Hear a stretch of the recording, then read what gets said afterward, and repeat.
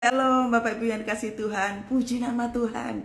Hari baru, rahmat baru, kasihnya selalu baru. Kita saat teduh sama-sama, doa dulu. Tuhan terima kasih, Engkau baik, Engkau luar biasa. Terima kasih untuk pagi hari ini Tuhan. Wow, hari ini indah, cerah. Hati kami sukacita. Kami bersyukur untuk hari yang baru. Mari Tuhan, urapi setiap kami, urapi hamba-Mu yang menyampaikan isi hati-Mu. Kami mau bersukacita hari ini. Kami mau mengalami kemenangan hari ini. Berbicaralah ya Roh Kudus. Kami mau duduk sebagai seorang murid. Kami mau berkemenangan hari ini Tuhan. Kami mau sembuh hari ini. Kami mau mengalami kehidupan yang baik hari ini. Terima kasih Bapa. Di dalam nama Tuhan Yesus, urapan Allah turun bagi kami. Haleluya. Amin. Apa kabar saudara? Puji nama Tuhan. Semua keadaan kita baik. Amin. Tema kita hari ini adalah buah dari ketaatan adalah hidup sejahtera. Kita buka di kitab Matius 7 mulai dari ayat yang ke-24 ya. Buah dari ketaatan adalah hidup sejahtera. Matius 7 ayat yang ke-24. Judul perikopnya adalah 2 macam dasar. Setiap orang yang mendengar perkataanku ini dan melakukannya, ia sama seperti orang yang bijaksana yang mendirikan rumahnya di atas batu.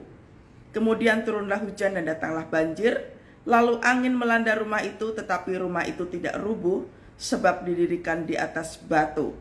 Tetapi setiap orang yang mendengar perkataanku ini tidak melakukannya, ia sama dengan orang yang bodoh yang mendirikan rumahnya di atas pasir.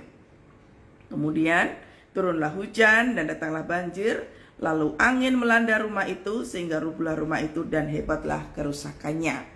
Wow, nasihatnya banyak hari ini. Perhatikan ya. Setiap orang yang mendengar perkataanku. Setiap orang yang mendengar perkataanku. Perkataan yang mana, saudara? Perkataan Tuhan itu ada di mana toh? Perkataan Tuhan itu ada di firman-Nya. Semua yang disampaikan firman Tuhan di Alkitab itu adalah firman Tuhan. Semua perkataan ini yang artinya tidak ada pilih-pilih, oh yang ini boleh, oh yang ini pengecualian, enggak. Di sini disebutkan setiap orang yang mendengar perkataanku dan melakukannya, setiap orang. Ini pun gak pilih-pilih juga. Oh ini terkhususkan. Yang ini boleh dinego. Yang ini ya wajib. Yang ini boleh kok, lihat kondisi. No. Dikatakan setiap orang. Berarti mau dari kondisi apapun, dalam keadaan apapun, di sini dikatakan yang mendengar perkataanku dan melakukannya. Mendengar perkataanku dan melakukannya, tidak hanya sekedar mendengar. Seringkali kita hanya membaca firman Tuhan saja, tetapi tidak melakukannya. Seperti orang Farisi. Orang Farisi itu pintar banget tentang firman Tuhan, tetapi tidak melakukannya. Jelas banget dikatakan setiap orang yang mendengar perkataanku. Makanya penting sekali orang-orang itu, kita semua mesti baca firman Tuhan. Jadi ketika kita jatuh dalam dosa berarti kita tidak membaca firman Tuhan. Ketika kita tidak melakukan hal-hal yang benar, hal-hal yang baik, sudah pasti kita tidak mendengar perkataannya, kita tidak membaca firman Tuhan. Ketika kita membuat keputusan yang sembrono, hidup kita jatuh terus, berarti kita tidak mendengarkan firman Tuhan. Sesederhana itu ya. Dan melakukannya, ia sama seperti orang yang bijaksana. Ternyata ketika kita mendengar perkataan Tuhan, mendengar perkataan Tuhan itu bicara tentang baca firman Tuhan, mendengar tuntunan Tuhan, mendengar ajaran Tuhan, setiap orang yang melakukannya, mendengar dan melakukannya, ternyata disebut dengan orang yang bijaksana. Sebagai contoh, perkataan Tuhan itu apa toh? Kalau Tuhan mengatakan bahwa nantikanlah Tuhan. Ya, nantikanlah Tuhan. Itu di kitab Mazmur ya. Nantikanlah Tuhan. Nantikanlah Tuhan. Ya, nantikanlah Tuhan. Itu kan perintah. Itu kan Tuhan yang bicara. Tetapi pertanyaannya, apakah kita sering menantikan Tuhan? Sewaktu kita menanti-nantikan Tuhan, contoh.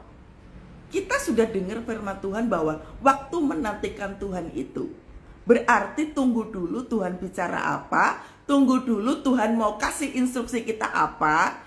Sembari kita nunggu Tuhan memberikan jawaban, kita melakukan doa pujian penyembahan, itu menantikan Tuhan. Itu disebut dengan orang yang bijaksana.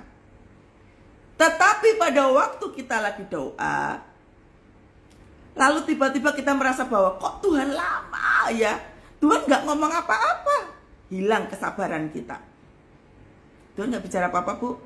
Itu udah banyak banget loh ya, yang DM ke saya tuh ngomong seperti ini, Tuhan gak ngomong apa-apa bu. Kesabarannya lagi diuji. Nantikanlah Tuhan, kemudian ambil keputusan sendiri. Alkitab mengatakan ini tidak bijaksana. Karena yang disebut dengan bijaksana itu hanyalah orang-orang yang mendengar perkataan Tuhan dan melakukannya. Makanya banyak sekali kita sembrono bukan membuat keputusan. Contoh, ambil pinjaman di bank. Untuk apa? Untuk bisnis, untuk usaha. Banyak sekali yang tidak berdoa. Atau doanya cuma gini, Tuhan, kami mau memperbesar ini, Tuhan berkatilah, Tuhan inilah.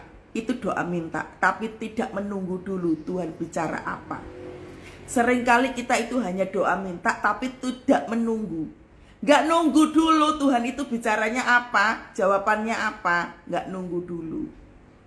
Akhirnya ambil keputusan sendiri, menganggap bahwa Tuhan tidak menjawab, atau kita berpikir bahwa aku bisa kok, dengan keyakinannya sendiri. Makanya firman Tuhan katakan terkutuklah orang yang mengandalkan manusia. Mengandalkan manusia itu bicara tentang apa toh? Mengandalkan kekuatannya sendiri, mengandalkan kepintarannya sendiri, mengandalkan akalnya sendiri. Nah itu, makanya disebut apa? Terkutuklah. Tetapi ketika kita melakukan firman Tuhan, Tuhan katakan ini disebut dengan orang bijaksana. Ingat, gadis bijaksana dan gadis bodoh. Orang yang gadis bijaksana itu dia selalu punya persediaan minyak. Itu gadis bijaksana. Tapi gadis yang bodoh nggak peduli minyaknya habis, ya udahlah, nanti juga bisa beli. Nah, seringkali kita menyepelekan. Begitu Tuhan datang, begitu waktunya tiba, minyaknya habis. Makanya Alkitab mengatakan gadis yang bodoh. Bodoh itu tuh, maaf ya, bodoh itu kan sebutan orang yang gak pintar, agak kasar gitu kan. Tapi memang itu sebutannya, yang artinya bebal banget, udah dikasih tahu suruh jagain minyak, sediain minyak, gak lakukan. Ya sama seperti kita ini. Ketika kita melakukan segala sesuatunya, kita tidak mengutamakan Tuhan terlebih dahulu, akibatnya apa saudara? Ya sudah, kita mengalami kehancuran, kita mengalami kehilangan, kita mengalami kebangkrutan, akibat kita tidak duduk dulu bersama-sama dengan Tuhan. Sering bukan kita melakukan ini. Makanya kita penting sekali menjadi orang-orang yang bijaksana. Orang-orang yang bijaksana itu bukan orang yang pintar banget, yang berposisi di kantor, bukan yang hebat melakukan apapun, bukan. Tetapi mereka yang justru memiliki sikap rendah hati untuk melakukan firman Tuhan. Itu disebut dengan bijaksana. Makanya orang yang bijaksana mendengarkan firman Tuhan, melakukan firman Tuhan, hidupnya enak. Amin. Setiap orang yang mendengarkan perkataanku ini dan melakukannya, ia sama dengan orang yang bijaksana yang mendirikan rumahnya di atas batu. Mendirikan rumahnya di atas batu.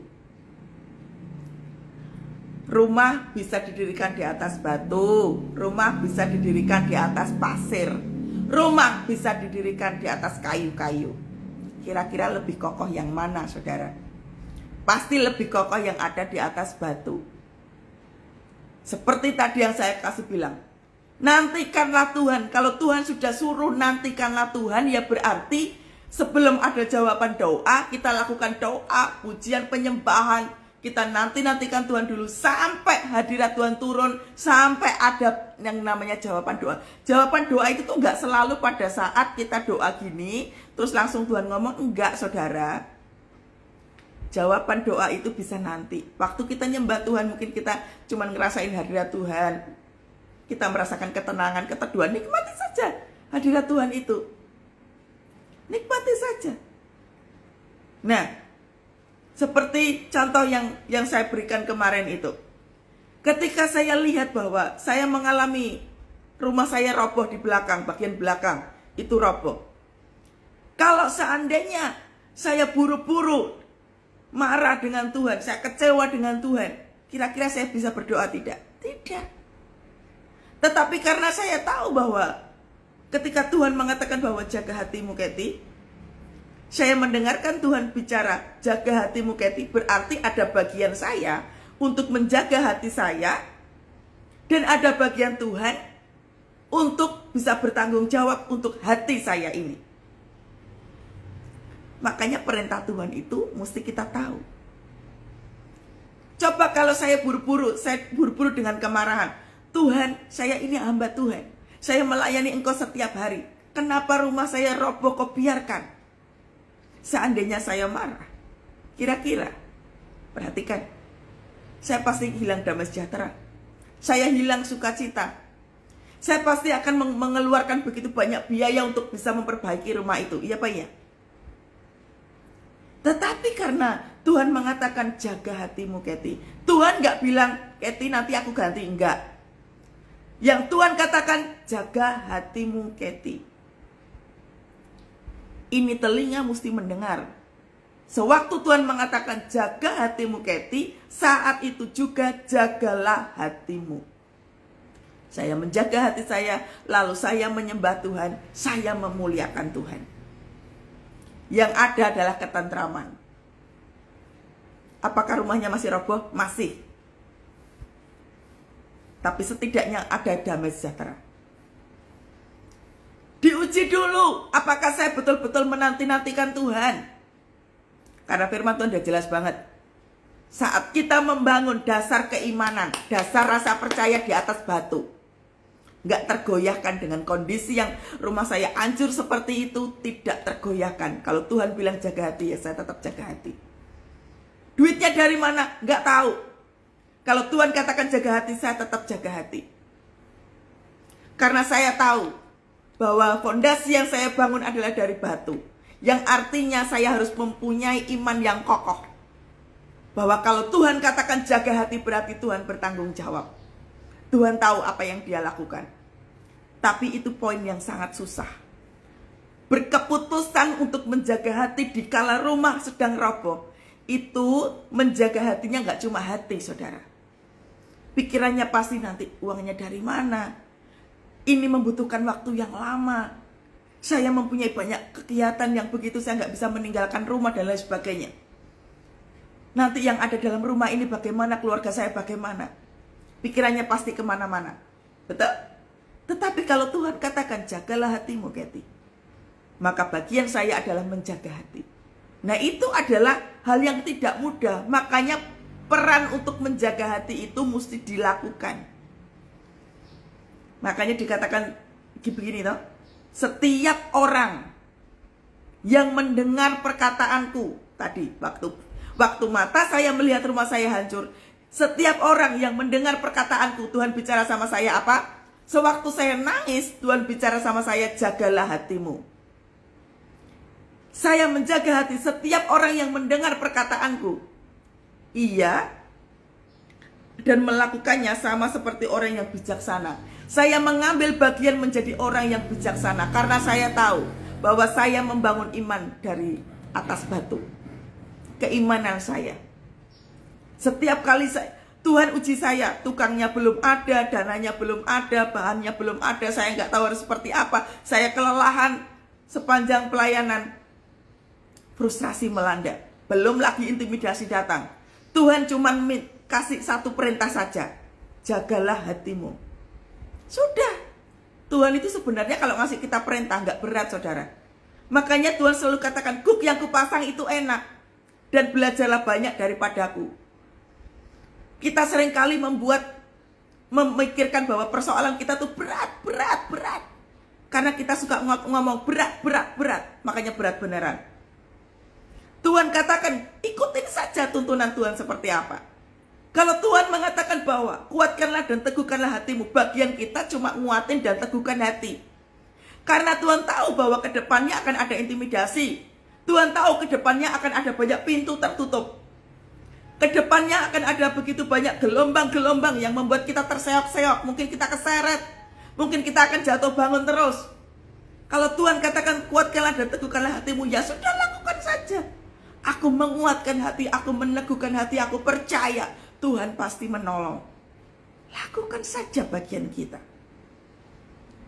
Makanya firman Tuhan itu kan ngomongnya kayaknya gampang banget ya. Pencobaan-pencobaan yang kita alami adalah pencobaan-pencobaan biasa, yang tidak melebihi kekuatan Anda dan saya. Amin. Tuhan tahu. Makanya korelasinya sama kuk yang dipasang itu. Kuk yang dipasang itu enak, asal kita belajar dari Tuhan. Makanya begitu mata jasmani saya melihat rumah saya hancur, dalam kondisi saya kelelahan, Tuhan bertanggung jawab dengan mengatakan, jagalah hatimu. Itu adalah tindakan awal yang menentukan ke depannya. Karena kalau seandainya saya sudah buru-buru dengan keputusan yang saya ambil tanpa saya berdoa terlebih dahulu, pasti saya akan stres, saya akan frustrasi, saya akan penuh dengan kemarahan, mungkin saya akan kebingungan cari uangnya dan bagaimana, makin saya tidak bisa tidur. Tapi saya ikutin tuntunan Tuhan. Nah ini loh, bagian yang ikutin tuntunan Tuhan yang kita mesti belajar. Kalau ditolong Tuhan itu pasti, saudara. Fokusnya bukan pada penyediaan, Tuhan sudah pasti menyediakan. Tapi fokusnya bukan pada penyediaan, tapi fokusnya adalah kita harus tahu sungguh bahwa kalau Tuhan sudah bicara, ikutin saja, berarti dia tanggung jawab. Ada bagian kita yang harus kita lakukan. Seringkali kita itu hanya nuntut jawaban. Seringkali kita itu hanya menuntut Tuhan harus bertanggung jawab dalam kehidupan kita. Kita lupa bahwa ada bagian kita yang harus kita lakukan. Betul? Ada bagian Tuhan, kita itu suka ngerecokin bagiannya Tuhan. Padahal yang Tuhan mau adalah kita melakukan bagian kita ini. Makanya jelas banget, setiap orang yang mendengar perkataanku dan melakukannya. Ketika saya menjaga hati, ketika mata jasmani saya melihat hancur, mata jasmani saya nggak ada dana untuk itu, mata jasmani saya melihat susahnya cari tukang, mata jasmani saya melihat tubuh saya sudah capek, kelelahan, Tuhan hanya kasih pesan, jaga hatimu. Itu tok yang disuruh Tuhan, jaga hatimu. Nah, ini gak gampang untuk menjaga hati, karena iblis akan mengintimidasi kita itu dengan hal-hal yang luar biasa.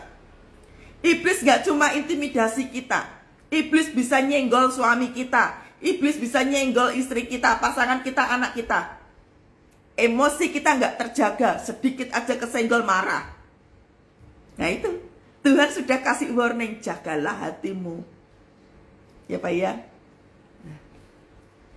Karena waktu Tuhan ngomong jagalah hatimu, intimidasi bakalan datang. Dan itu memang betul, saudara. Kesabaran saya diuji berkali-kali. Tapi saya pegang kuat apa kata Tuhan. Jagalah hatimu.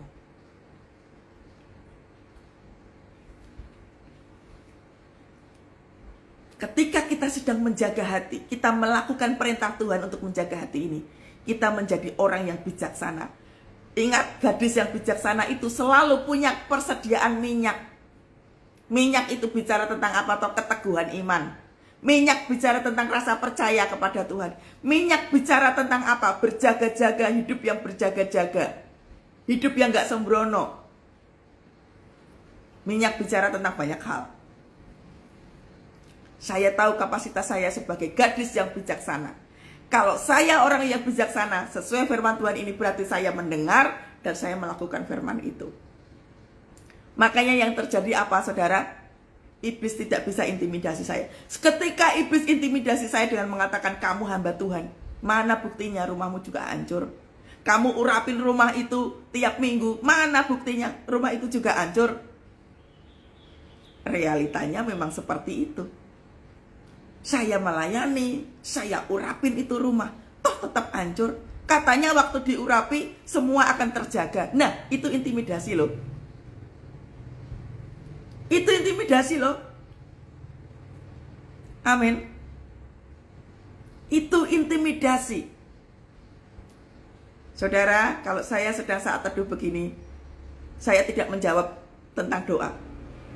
Dengarkan saya bicara apa. Dengarkan pengajaran ini. Ya, fokus aja ini. Nanti Tuhan akan bicara dengan Anda sendiri. Maaf ya, kalau saat teduh begini murni pengajaran. Saya tidak melayani doa. Karena setelah ini kita akan doa, nanti Roh Kudus akan tuntun sendiri. Ya, fokus aja, jangan sibuk ngetik tentang permohonan doa. Catatlah apa yang penting, itu jauh lebih penting daripada kita menyampaikan permohonan doa. Karena Tuhan justru berbicara pada saat pengajaran seperti ini. Pasang telinga kuat-kuat, ya. Saya ulang lagi.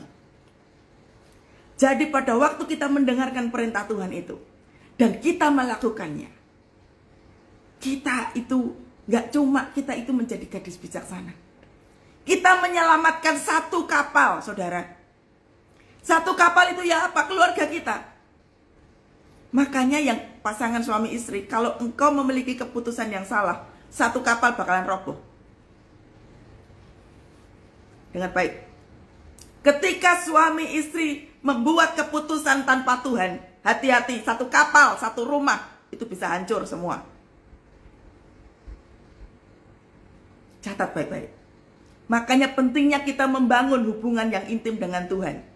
Makanya kita penting sekali yang namanya membangun mezbah keluarga, menghadirkan kuasa Tuhan dalam rumah, supaya kapal tetap aman. Ingat saudara, sewaktu murid Tuhan Yesus di atas perahu kena angin sakal itu, ingat ya cerita itu? Semua murid punya pemikiran yang sama. Apa pemikirannya? Takut, khawatir, gak ada yang nguatin. Coba kalau ada satu aja yang bisa mengatakan, kan guru kita kan udah ngajarin, kita harus berdoa. Guru kita kan udah ngajarin, kita harus berkuat hati. Guru kita kan ngajarin kalau ada kayak begini, kita mesti praktek. Nah, sayangnya murid-murid itu pemikirannya sama semua. Takut semua. Akibatnya apa? Kapalnya terombang-ambing toh. Sebenarnya yang membuat kapal itu terombang-ambing akibat kita takut. Coba aja ketika kita teguh berdiri di kapal itu, sekalipun gelombang itu mengombang-ambingkan, selama engkau tetap berdiri teguh, maka kita bisa tidur seperti Tuhan Yesus. Memangnya Tuhan Yesus nggak tahu kalau itu ada badai? Tahu saudara. Tuhan Yesus tahu. Badai pasti ada, tekanan pasti ada, ketakutan pasti ada. Tapi Tuhan katakan, aku lelah kok. Waktunya tidur, ya sudahlah aku tidur. Pengajaran Tuhan itu jelas banget. Bahwa kita di dalam hidup pasti ada yang namanya gelombang. Bayangin aja saudara ya, sama seperti kemarin itu. Saya pulang pelayanan selama 4 hari dalam kondisi yang lelah secara fisik. Begitu nyampe rumah saya tahu rumah saya roboh. Kira-kira Anda bisa pikir sendiri betapa frustrasinya saya, betapa ketakutannya saya, betapa ada rasa emosional. Tapi Tuhan begitu cepat mengatakan, jagalah hatimu. Nah ini, area ini nih, area untuk ini nih saudara, yang kita mesti lakukan dengan sungguh-sungguh. Karena kalau kita sudah mulai marah sedikit aja, buka celah sedikit aja, iblis masuknya tuh gampang banget. Ngapain kamu pelayanan? Ngapain kamu doa? Ngapain kamu minyakin urapan tiap minggu? Sama aja rumah kamu juga ini. Nah. Tapi coba, begitu saya tahu bahwa Tuhan perintahkan saya jaga hati, hati saya tenang, hati saya tentram. Tiap kali saya lewat dapur saya roboh begitu, saya justru nyembah di tempat di mana dapur saya roboh itu. Sebab kau besar, perbuatanmu ajaib, tiada seperti engkau, tiada seperti engkau. Tempat di mana tempat itu roboh, saya membangun pujian penyembahan. Saya mengangkat tangan dan saya mengatakan, sebab kau besar, perbuatanmu ajaib, tiada seperti engkau. Sewaktu saya mengangkat tangan sini, di tempat di mana dapur saya lagi roboh, hadirat Tuhan turun, membawa kemerdekaan. Gak cuma saya, seluruh isi rumah itu tentram. Dan kemudian apa saudara? Pertolongan datang. Ada jemaat yang mengirimkan material, ada yang mengirimkan tukang. Selesai. Bagian saya disuruh Tuhan apa? Jaga hati. Saya tidak mengeluarkan biaya sedikit pun. Semua di cover sama Tuhan. Makanya pentingnya kita melakukan firman Tuhan ini. Kalau Tuhan katakan apa, lakukan. Kalau tekanannya datang, yang kita lakukan adalah kita nyembah Tuhan, kita memuliakan Tuhan di tempat di mana hatimu itu tadi tuh merasa ketakutan. Sewaktu engkau susah tidur, engkau sakit-sakitan, di tempat tidur itu juga engkau nyembah Tuhan. Sebab kau besar, perbuatanmu ajaib, tiada seperti engkau. Ubah atmosfer. Yang namanya orang depresi itu, atmosfernya gak enak. Atmosfernya itu gampang marah, sensitif, melonan, dikit-dikit nangis, dikit-dikit marah. Atmosfer yang pengennya menyerah, atmosfer yang uring-uringan dan lain sebagainya, ubah. Menghadirkan atmosfer surga itu turun ke rumah kita, turun di hati kita. Makanya Anda kalau misalkan suka marah-marah, suka emosional dengan keadaan, nyembah Tuhan, nyembah. Karena dengan menyembah itu, jangan sepelekan, waktu kita nyembah itu atmosfer surga turun, mengubahkan kita. Beda kan? Waktu saya lihat dapur saya roboh, saya hancur hati. Tapi begitu saya nyembah Tuhan, tiap kali saya melihat dapur itu roboh, hati saya bersuka cita. Sebab kau besar, perbuatanmu ajaib. Beda bukan? Beda. Artinya dua-duanya sama nih, belum ada jawaban doa. Tapi yang membedakan apa? Kalau yang pertama saya langsung saya langsung sedih. Tapi yang kedua, saya menyingkirkan kesedihan saya ngikutin apa kata Tuhan, jaga hati, lalu saya bisa nyembah Tuhan. Orang yang bisa menjaga hati bisa nyembah Tuhan. Orang yang bisa menjaga hati bisa berdoa dengan sungguh-sungguh. Orang yang bisa menjaga hati bisa membuat keputusan yang benar.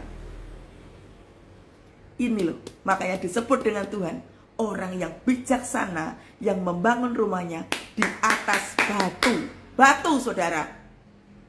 Bukan pasir, bukan kayu. Yang ketika ada badai datang, langsung kentir rumahnya, hanyut.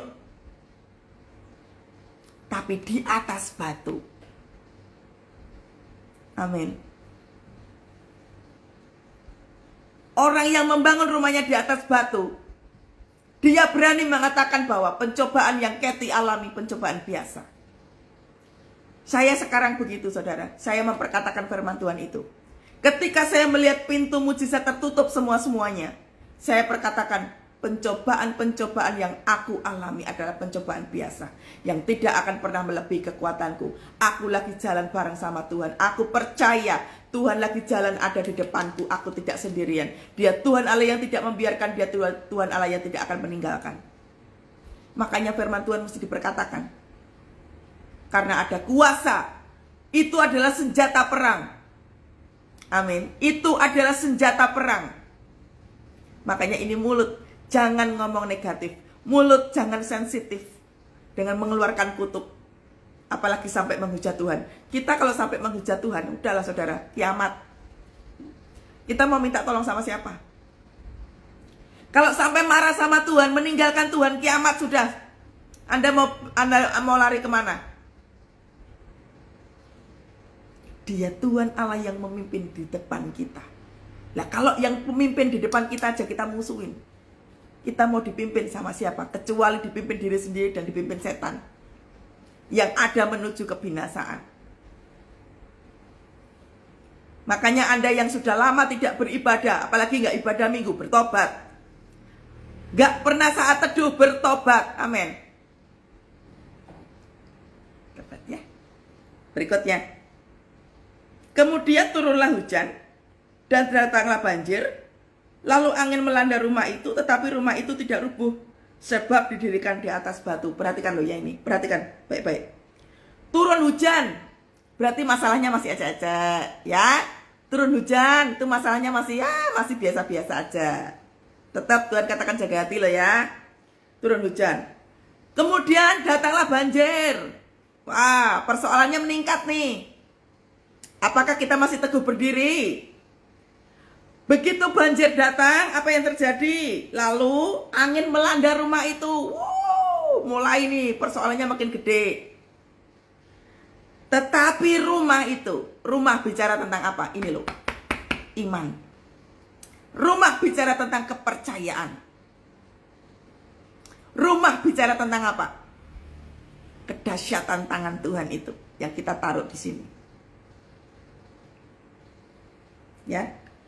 Makanya Anda yang masih mengatakan, "Bu, udah ikut Tuhan kok masalahnya banyak." Loh, ini loh, lihat toh.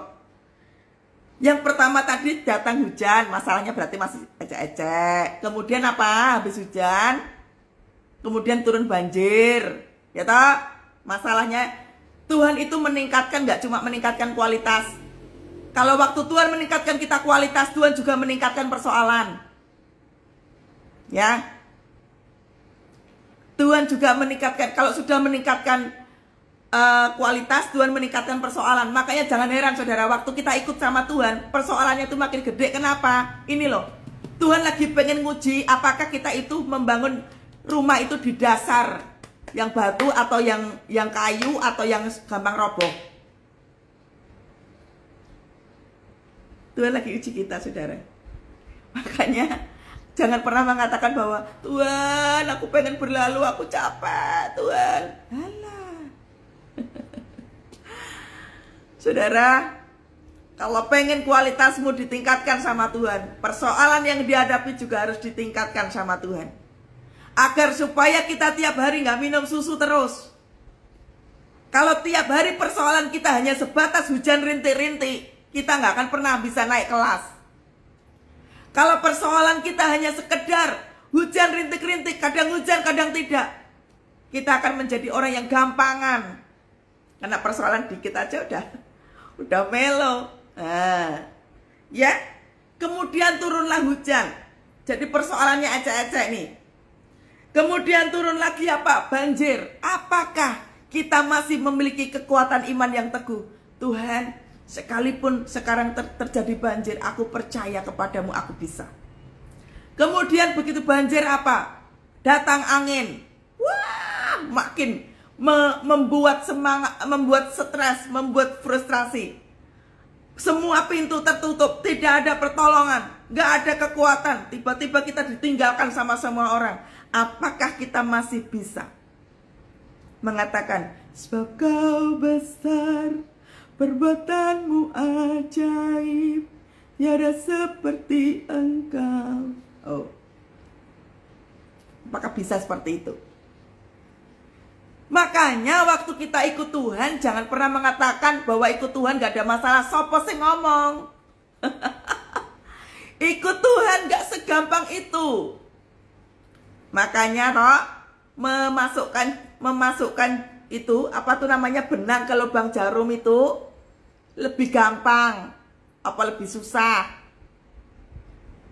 daripada gajah yang dimasukkan ke jarum itu? Lebih mudah mana? Ya ini loh saudara maksudnya. Dipikir kalau menuju keselamatan itu gampang. Kalau semua menuju keselamatan itu gampang, orang akan menggampangkan Tuhan. Orang akan menggampangkan persoalan, menggampangkan situasi. Sewaktu kita menggampangkan Tuhan, kita juga akan menggampangkan orang lain. Enggak gitu. Ini loh ya. Kita itu dipersiapkan Tuhan untuk menjadi orang yang bijaksana. Makanya dibangun di atas batu. Persoalannya mau sekencang apapun, batu. Orang yang membangun rumah di atas batu itu harus melakukan doa, pujian, penyembahan, baca firman Tuhan. Ini loh, 3 ini lakukan. Terus ojo malas yang namanya pergi ibadah. Kemarin ada yang saya tanya kepada seseorang, pergi ke ibadah nggak Bu, Pak? Aduh Bu, rumah saya itu jauh. Saya tinggal di sini, gerejanya ada di situ. Saya suka capek Bu kalau naik kereta. Nah ini, untuk pergi ke gereja aja nggak mau bayar harga. Kalau orang malas seperti ini, memilih untuk saya online aja Bu, maaf saudara, maaf sekali. Usia masih di bawah 60 tahun. Malas pergi ke gereja karena apa? Capek. Saya itu sampai di hati itu miris mendengarnya, saudara. Kalau kita tidak mau bayar harga untuk Tuhan, maka iblis yang akan datang. Menawarkan kesejukan. Semua akan diberikan kemudahan. Online aja, nih loh tak kasih online. Nih, gak apa-apa, online. Yang penting ibadah. Waktu kita ibadah online, wah gak mandi, gak mempersiapkan diri, gak rapi. Waktu lagi online gitu jalan sambil makan, sambil nyapu, sambil ngobrol. Gak fokus ke Tuhan. Itu loh, iblis ngasihnya kayak gitu. Iblis juga bisa pakai firman Tuhan untuk mengelabui kita, saudara. Bu, tapi kan sama aja Bu. Online itu kan juga ibadah yang penting. Nah ini, yang penting ibadah. Seringkali kita tuh ngomongnya yang penting ibadah. Kita tidak mengatakan kita ketemu sama Tuhan atau tidak, ada perjumpaan dengan Tuhan atau tidak, ada perubahan dalam diri kita atau tidak. Kita hanya melakukan kewajiban kita. Inilah yang disebut dengan orang Farisi. Yang penting doa, yang penting ibadah. Makanya jangan pernah heran ketika kekristenan kita dibangun di atas pasir yang seperti ini. Yang penting aku ibadah, yang penting aku udah doa, yang penting aku udah saat teduh, gak peduli Tuhan ada atau enggak, yang penting sudah ini di atas pasir. Begitu ada badai kehidupan datang, Tuhan kok gini, udah doa, udah pergi ibadah, udah melayani. Ya memang betul, Tuhan juga lihat kok engkau ibadah online. Tuhan juga lihat engkau doa. Tuhan juga lihat nak, bahwa Tuhan itu melihat engkau juga baca Alkitab. Tuhan lihat. Cuman persoalannya adalah imanmu sekokoh apa. Karena hanya sebatas yang penting baca, yang penting doa, yang penting ibadah. Paham saudara? Jadi jangan pernah klaim sama Tuhan, sudah ini, sudah itu, Tuhan mana tolong. Nah, karena kebiasaan menggunakan kata aku sudah ibadah. Kita doa itu gak asal doa, saudara. Hadirat Tuhan hadirkan dulu. Sewaktu rumah saya roboh, apakah saya langsung mengatakan, Tuhan, kenapa kok izinkan begini? Saya tutup mulut saya rapat-rapat untuk tidak mengeluarkan itu. Saya cuma nangis. Saya cuma bilang begini sama Tuhan, Tuhan kau baik. Tuhan kau baik. Sewaktu saya mengatakan Tuhan kau baik, Tuhan kau baik, Damai sejahtera Tuhan itu turun. Nah itu loh yang disebut dengan dasar bangunan yang dibuat dari batu. Karena kebiasaan membangun hubungan yang intim dengan Tuhan setiap hari menghasilkan yang namanya kekokohan iman. Cari tukang susah, tetap nyembah Tuhan. Materialnya belum dibeli, tetap nyembah Tuhan. Mau dananya belum ada, saya tetap nyembah Tuhan. Saya tidak peduli. Saya terus mengatakan, sebab kau besar, perbuatanmu ajaib. Ini namanya menyenangkan hati Tuhan. Tidak mengutamakan kepentingan pribadi. Ini menyenangkan hati Tuhan. Makanya waktu kita menyenangkan hati Tuhan, Tuhan senangin kita, saudara. Waktu kita nyenangin hati Tuhan, Dia nyenangin hati kita. Gak usah doa panjang kali lebar kali tinggi, Tuhan tahu. Saya doa cuma sekali, saudara. Tuhan tolong saya, cuman itu. Saya gak berkali-kali ngomong ini gimana, ini gimana. No. Saya cukup nyembah Tuhan. Saya tahu siapa Bapak saya tahu Allah saya tahu Tuhan saya. Dan pertolongan itu datang dengan sendirinya. Senengin hati Tuhan, saudara. Jangan kita datang kepada Tuhan cuma sodor masalah aja. Nanti ujung-ujungnya apa, saudara? Kita akan kecewa. Ujung-ujungnya kita akan menjadi orang yang kecewa karena kita datang ke Tuhan cuma setor persoalan. Minta duit, minta sembuh.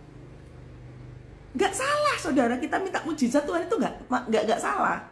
Tapi kalau poinnya ada di situ, kita akan gampang kecewa. Seberapa banyak kita itu mudah kecewa sama Tuhan ketika doa kita belum dijawab oleh Tuhan. Kadang saya itu suka heran sama orang, Bu, sudah berdoa tapi kok gak dijawab sama Tuhan lah, Bu. Nah ini motivasi datang kepada Tuhan udah salah. Motivasi datang kepada Tuhan bukan untuk mujizat. Perhatikan. Selama motivasi kita datang kepada Tuhan untuk mujizat, kita tidak menghargai Tuhan. Dia itu Raja. Dia itu Allah. Dia itu Tuhan. Kalau anakmu datang kepadamu hanya minta uang, tapi gak pernah ngobrol, gak pernah makan bareng, gak pernah pergi bareng, gak pernah holiday bareng-bareng. Orang tua macam apa seperti ini? Anak macam apa seperti ini? Sama. Kalau kita datang kepada Tuhan cuma, Tuhan utangku piye? Tuhan tolong. Kau pikir di ATM berjalan begitu? Kekokohan iman itu yang dinanti-nantikan Tuhan. Iman yang percaya. Iman yang memuliakan Tuhan. Iman yang mengagung-agungkan Tuhan. Sekalipun kondisinya begitu sangat hancur, gak tahu harus seperti apa, memuliakan Tuhan. Cukup nyanyi dengan mengatakan, sebab kau besar, perbuatanmu ajaib. Hadirat itu Tuhan turun. Damai, saudara. Hati saya damai banget. Damai banget. Tuhan sudah bekerja. Dia menggerakkan tangan orang-orang untuk menolong saya. Beres. Makanya yang namanya mujizat pasti terjadi, pertolongan pasti ada, tapi prosesnya itu yang penting. Kenapa bangsa Israel sampai 400 tahun muter-muter? Karena apa? Ini loh, banyak ngomel. Banyak mengeluh. Tapi coba kalau kemarin saya banyak ngomel, mungkin belum kelar, saudara. Jaga hatinya, ya, jaga hatinya. Ayo, motivasi datang kepada Tuhan mesti benar dulu. Amin, ya. Tinggikan Tuhan, muliakan Tuhan. Dia Raja loh, Dia Allah. Dia lebih daripada segalanya. Posisi Tuhan itu paling prioritas. Seringkali kita itu kerja mati-matian, tapi Tuhan tidak diutamakan. Kita buru-buru bekerja, buru-buru Dengan kesibukan kita, Tuhan tidak disapa dulu. Makanya orang yang seperti ini sudah pasti bangunan imannya ada di atas pasir. Gak ada saudara orang gak saat teduh tetap kuat berdiri, gak ada. Ya.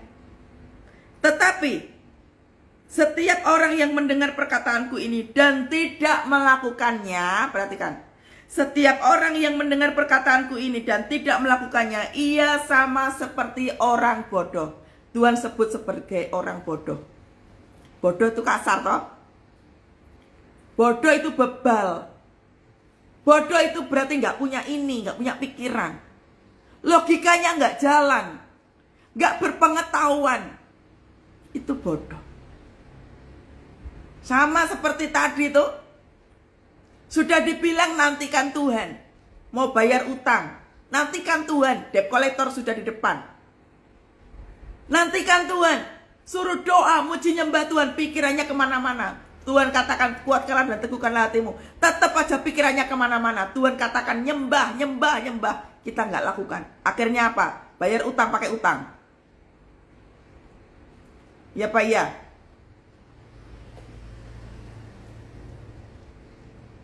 Nantikan Tuhan, saudara, nantikan Tuhan.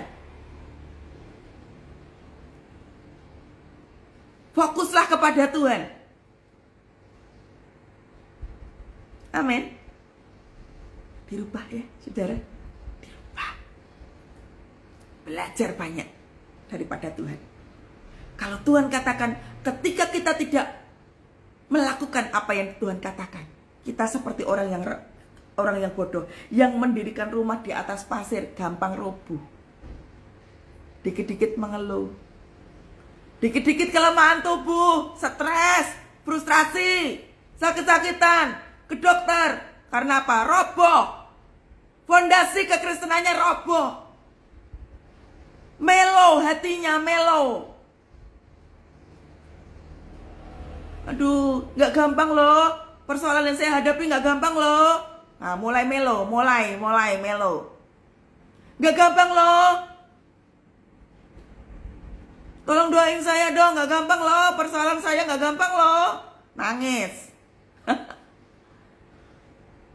Nangislah secukupnya. Tapi pandanglah Tuhan. Tadi seperti yang saya katakan tadi. Kalau seandainya saya melo, Tuhan, kenapa rumah saya roboh?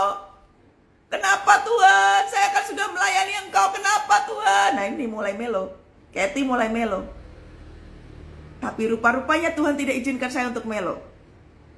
Saya ambil keputusan yang benar. Supaya bangunan rumah saya nggak roboh. Saya tidak mau disebut dengan orang bodoh. Ternyata firman Tuhan katakan bahwa pada waktu kita itu tidak melakukan doa, pujian penyembahan, kita nggak baca firman Tuhan, kita tidak ibadah minggu, kita tidak melakukan firman Tuhan, itu disebut orang bodoh.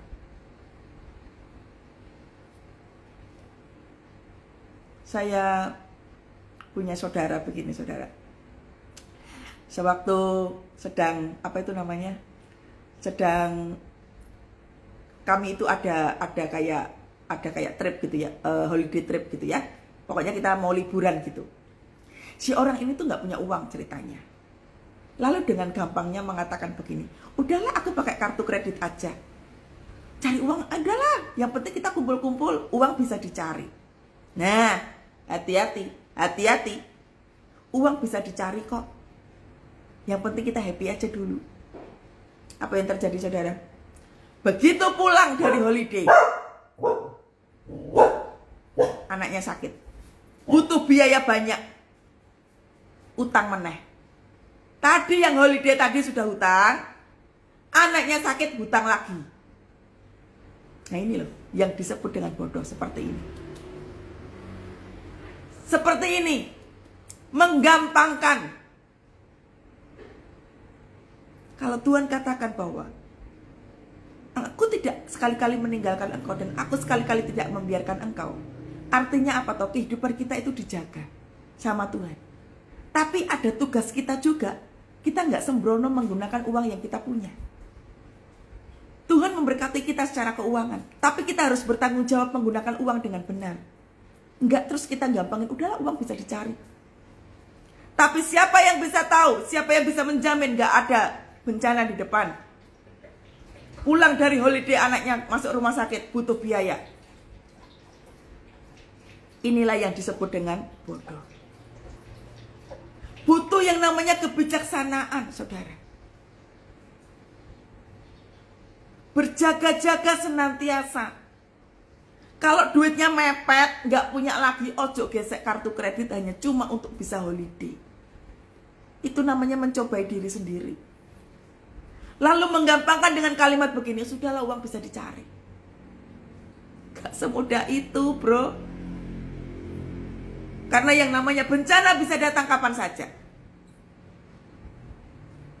Paham ya? Jangan pernah menyepelekan firman Tuhan. Jangan menyepelekan jam doa.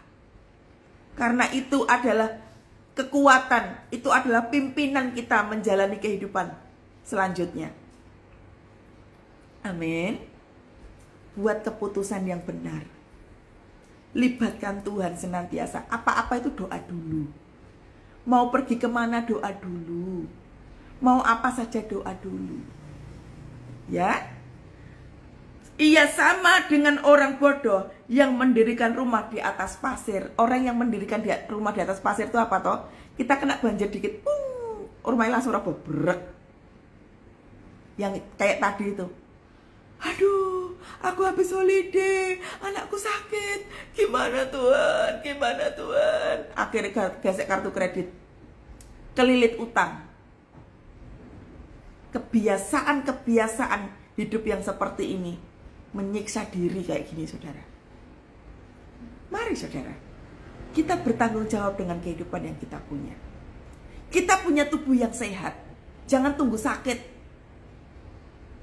Kita punya tubuh yang sehat, kalau bisa sehat, doa, pujian penyembahan, baca Alkitab.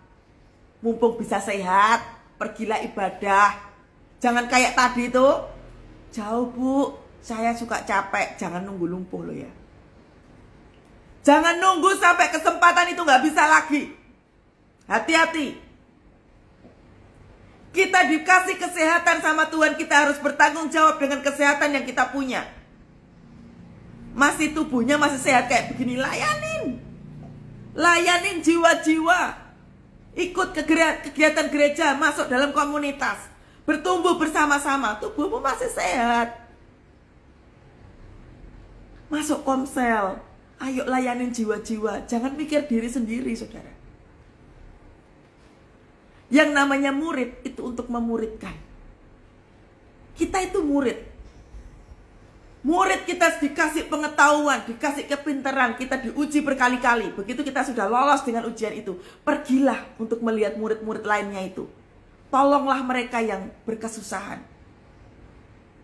Jangan mikir diri sendiri, bu, saya aja buat makan aja susah bu. Ya kalau pola pemikirannya kayak begini, Anda nggak akan pernah bisa mengalami naik kelas. Kalau pola pemikirannya masih seperti ini, Anda tidak akan pernah bisa menyelesaikan amanat agung. Untuk bisa melakukan pekerjaan Tuhan, Anda tidak bisa lakukan. Bu, tapi kan saya melayaninya di keluarga bu, kan itu kan bisa, betul.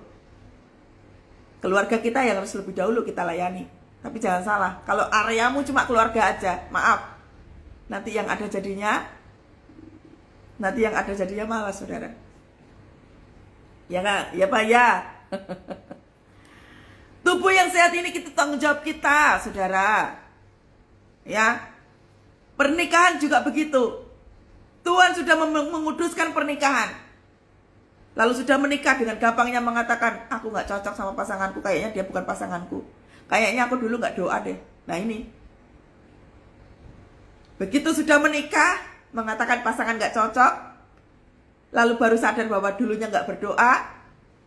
Lalu yang ketiga, ambil keputusan apa? Bubar. Nah ini. Bangunan di atas pasir kayak begini. Mengambil keputusan sembrono. Suka-suka. Makanya roboh bukan rumahnya. Ada pasangan selingkuh. sudah tahu bahwa tugas istri itu adalah tiang doa. Namanya tiang doa itu melakukan pujian penyembahan. Lihat, yang di luar sana kita nggak tahu suami kita ngerjain apa, anak-anak kita melakukan apa, keluarga kita yang lain yang tinggal satu rumah sama kita tuh lakuin apa, kita nggak tahu. Makanya si wanita, si tiang doa ini doanya mesti kuat, mesti kuat. Karena tiang doa ini yang membuat keluarga kita itu kokoh. Kalau si tiang doa ini, perempuan yang ada dalam keluarga kita itu tidak berdoa, jangan heran ada selingkuh, ada perceraian, ada free sex dalam kehidupan anak, ada pornografi dalam kehidupan anak, jangan heran. Karena bangunannya pasir, roboh. Kuat. Amin. Lakukan doa, pujian penyembahan tiap hari. Jangan nunggu kalau ada masalah aja baru datang kepada Tuhan. Lakukan tiap hari, tiap hari, tiap hari. Amin. Jangan nunggu semuanya hancur, saudara. Nanti waktu bangkitnya susah. Biarlah sekarang ini mari kita bangkit sama-sama. Jangan biarkan bangunan ada di atas pasir terus-menerus. Karena yang namanya goncangan akan datang tanpa kita ketahui terlebih dahulu. Pencuri datang, itu tidak ada rencana. Pencuri datang selalu datangnya suka-suka. Sama seperti bencana dalam kehidupan, itu datangnya juga suka-suka. Makanya kita itu mesti siap. Gadis bijaksana dan gadis bodoh itu beda banget. Jangan jadi gadis yang bodoh yang tiba-tiba rumahnya roboh. Jadilah gadis yang bijaksana yang selalu siap sedia dengan minyak. Minyak bicara tentang apa? Bicara tentang keteguhan hati. Minyak bicara tentang dia tetap memuliakan Tuhan. Minyak bicara tentang apa? Dia tetap membangun rasa percaya dirinya kepada Tuhan. Itu minyak. Jadi begitu badai persoalan datang, dia punya minyak.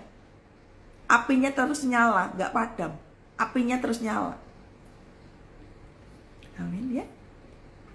Kemudian ayat yang terakhir. Kemudian turunlah hujan dan datanglah banjir. Nih ya, yang di atas pasir tadi sama saudara. Hujan dulu nih, yang datang hujan dulu nih. Cuma hujan titik. Oh, Pak Pendeta, Bu Pendeta doain saya. Padahal baru hujan rintik-rintik. Udah teriak-teriak, doain saya, doain saya. Saya gak kuat. Padahal baru rintik-rintik. Nah ini. Kamu gak tahu sih persoalannya berat. Kamu mah cuma kayak gitu doang. Mulai. Hujannya padahal baru rintik-rintik. Melo. Kita tuh tanpa kita sadari, kita tuh suka melo loh saudara. Sadar gak saudara? Gak sadar loh. Kita tuh suka melo. Gimana dong, saya sudah gak punya uang lagi. Saya gimana mau ini? Aduh, saya nanti gak bisa apa-apa. Hati-hati loh ya, kalau sampai ngomong saya gak punya uang lagi. Oh, hati-hati nih ngomongnya ini. Gak punya uang beneran nanti tuh. Apa saja, hati-hati. Nih, kemudian turunlah hujan. Baru hujan rintik-rintik. Diuji lagi. Yang datang apa? Banjir. Wah, makin frustrasi. Lalu angin melanda rumah itu, sehingga rubuhlah rumah itu, dan hebatlah kerusakannya. Nih loh, garis bawahi. Hebatlah kerusakannya. Jangan nunggu hebat kerusakan. Jangan nunggu hancur-hancuran. Makanya tadi saya bilang, kalau tubuhmu sehat pergi ibadah, jangan malas. Kalau tubuhmu masih sehat bangun pagi, lakukan pujian penyembahan, jangan malas. Jangan nunggu tubuh ini rubuh. Tubuh rubuh itu kayak apa toh? Kalau orang udah sakit, maaf ya. Orang kalau udah sakit-sakitan, mau apa-apa susah. Cobalah bertanyalah kepada orang-orang yang sakit, yang maaf ya. Bertanyalah kepada orang-orang yang sakit, yang lumpuh. Mereka menderita sekali. Jangan nunggu kita seperti itu. Tapi engkau yang sudah sakit-sakitan, engkau yang sampai ada di kursi roda, sekarang bangkitlah. Fisikmu boleh rubuh, fisikmu boleh lemah, tapi iman dan pengharapan tidak. Engkau bisa bangun kembali. Ini enggak cuma bicara tentang fisik, saudara. Tapi roh yang ada di dalam diri kita itu jangan sampai roboh. Selama tidak melakukan doa pujian penyembahan, roboh, pasti roboh, saudara. Tidak perlu nego. Jangan nunggu. Sudahlah, yang penting mujizat sudah selesai. Wah, enak-enakan nih. Ya, ini seperti 99 ekor domba yang begitu sudah terima mujizat, kabur. Mek sisa satu tok. Ini tipe-tipe yang sudah terima mujizat. Bye. Thank you Tuhan. Engkau dahsyat. Pasang status Tuhan dahsyat. Ngomong di status tok Tuhan dahsyat, tapi tidak melakukan pujian penyembahan setiap hari. Api Tuhannya nggak dijaga. Nanti begitu kena hujan lagi nih. Belum banjir, belum badai. Baru hujan. Tolong, Bu Pendeta, doain saya, tolong. Nah, gak begitu ya. Saya percaya yang ikut live hari ini, hari-hari ini begitu banyak yang ikut live, Anda akan menjadi orang yang sangat kuat. Amin. Kita percaya, kita bangun iman kita sama-sama. Ya, 3 hal. Buah dari ketaatan adalah hidup sejahtera. Yang pertama, mendengar dan melakukan firman Tuhan. Hidupmu pasti sejahtera, saudara. Sekalipun pintu mujizat belum terbuka, sekalipun pertolongan kayaknya nih belum kunjung datang, hidupmu tetap sejahtera. Ada pertolongan Tuhan, pasti ada pertolongan Tuhan. Amin. Yang kedua, diluputkan dari bencana. Amin. Diluputkan dari bencana itu apa toh, saudara? Kita tetap sehat, nggak sakit-sakitan. Kita tetap sehat, kita bisa mengucap syukur di hadapan Tuhan. Kita bisa memuliakan Tuhan. Amin. Lalu yang ketiga, kebahagiaan kekal. Yang artinya apa toh? Kita nggak bunuh diri. Ya, kita nggak dikit-dikit aku pengen mati aja lah. Nah, ini kematian sia-sia nih kayak begini. Ya, kita memiliki kehidupan yang aku tetap teguh berdiri. Aku percaya. Aku percaya Tuhan. Aku percaya Tuhan. Kita mesti latih itu terus. Amin. Saya percaya sekali, saya terlalu yakin sekali. Kita semua yang ada di live ini maupun yang nonton YouTube mengalami kemenangan demi kemenangan daripada Tuhan. Amin. Ayo doa sama-sama. Yuk. Goralarabaya shikaralaraba. Aku percaya berkat-Mu atasku melimpah, kebajikan, kemurahan selalu mengikutiku. Ku puji, ku sembah Kau Tuhan. Lagi katakan, aku percaya berkat-Mu atasku melimpah, kebajikan, kemurahan selalu mengikutiku. Ku puji, ku sembah Kau Tuhan. Lihatlah anak-anak-Mu ini Tuhan. Mereka dengan berbagai macam persoalan yang ada. Mereka dengan pergumulan yang ada ya Tuhan. Tolonglah anak-anak-Mu ini ya Tuhan Yesus. Mari Tuhan.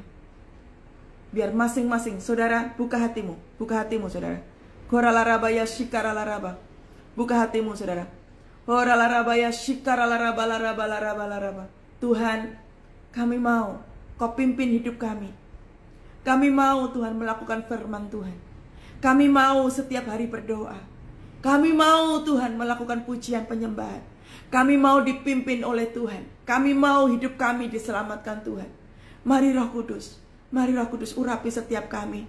Mari Roh Kudus, hadirlah Engkau di hati kami, hadirlah Engkau di kehidupan kami ya Tuhan. Pimpin kami ya Bapa.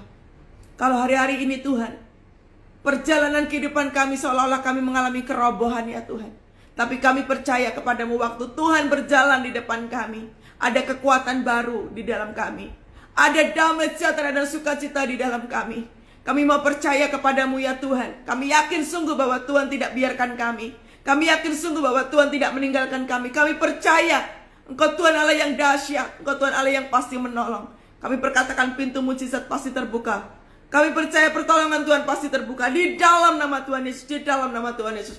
Sekarang saya mau berdoa untuk Anda yang sakit. Angkat tanganmu saudara. Sakit apa saja. Sakit secara fisik, sakit secara mental. Angkat tanganmu sama-sama. Oh yes Lord, yes Lord. Lihat anak-anakmu Tuhan yang mengangkat tangan karena mereka lagi sakit ya Tuhan. Baik sakit secara fisik maupun sakit secara mental. Biar belas kasihan-Mu turun ya Tuhan. Belas kasihan-Mu turun ya Tuhan. Memberkati setiap anak-anakmu yang mengalami sakit ya Bapa. Kami lepaskan kesembuhan. Kami lepaskan damai sejahtera. Ada sukacita, ada pengharapan yang luar biasa daripadamu. Berkat-Mu turun ya Tuhan. Memerdekakan setiap daripada kami semua. Terima kasih Bapa, terima kasih. Dalam nama Yesus sembuh. Dalam nama Yesus sembuh, pulih. Hatimu dipulihkan. Engkau yang sakit mental, engkau yang sakit mental, dipulihkan Tuhan. Dipulihkan Tuhan, ada kemerdekaan. Aku lepaskan kemerdekaan dalam nama Tuhan Yesus. Ada kuasa lain terus bekerja dalam nama Tuhan Yesus. Dalam nama Tuhan Yesus. Aku percaya berkat-Mu atasku melimpah.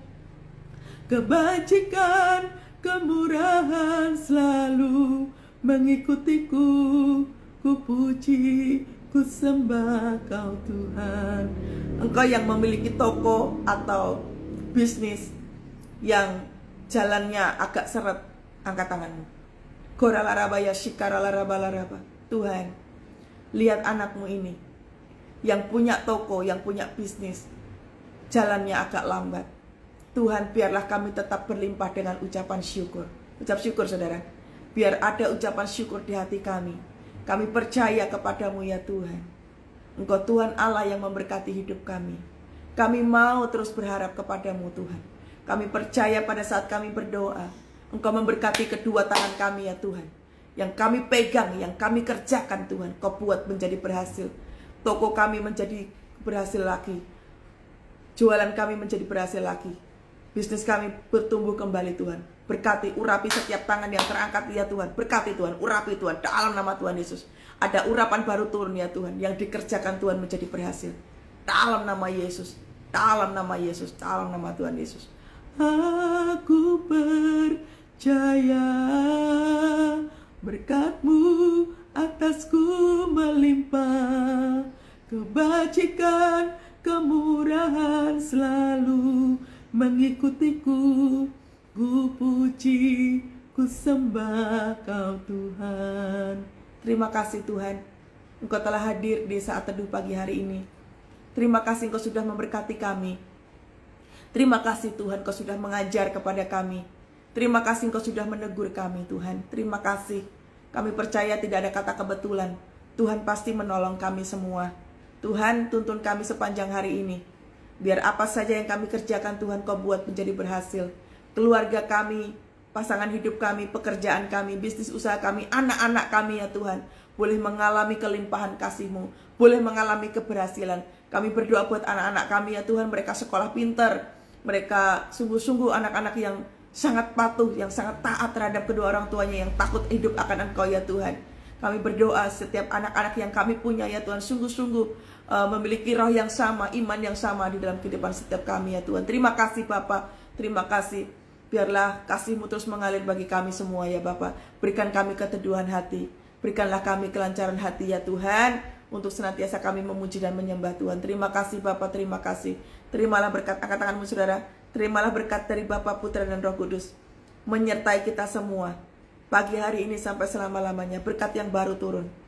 Dalam nama Tuhan Yesus. Kesembuhan dilepaskan. Dalam nama Tuhan Yesus.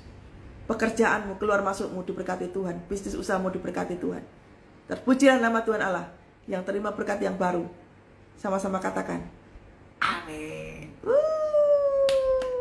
Tuhan Yesus dahsyat. Banyak mengucap syukur ya saudara. Banyak memuji Tuhan. Sepanjang hari ini penuhi mulut dengan memuji, menyembah Tuhan. Sorak-sorai. Amin. Aku diberkati, kamu diberkati, karena Allah sanggup untuk menyediakan. Kamu diberkati, saya diberkati atas semua anugerah Tuhan bagiku. Haleluya, haleluya, Tuhan dahsyat, haleluya.